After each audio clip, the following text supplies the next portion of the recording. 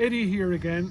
In the final of 5 short videos, we're going to talk about how to park, how to stop anchoring.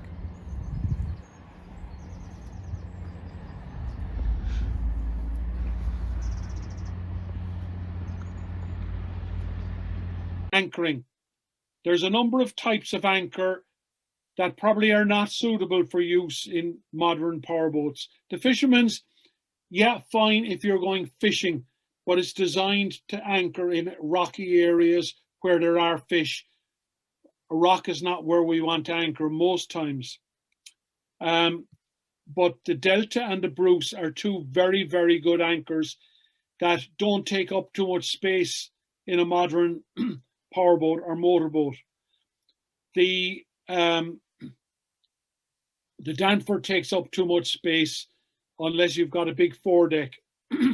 And the plow is a bit out of date. He can capsize, and I would recommend these two here. The one not to have, now if you have it already, that's fine, you can use it as a second anchor, is the umbrella type anchor that folds out, the folding anchor. They're made from cheap material, the folds can close, and it's difficult for them to grip in. So a Bruce or a Delta are the ones to go for.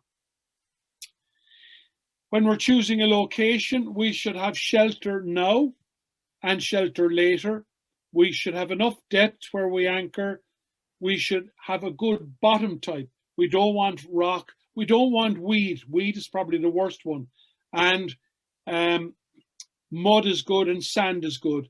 And we may need permission to anchor in certain areas, so we get all that sorted. When we're anchoring, we should use nylon warp or chain in a bigger boat. I would use a small piece of chain on any boat that's over 4 meters long. Even if it's just a meter of chain, it prevents chafe near the anchor on the bottom, and it helps to weigh down the anchor.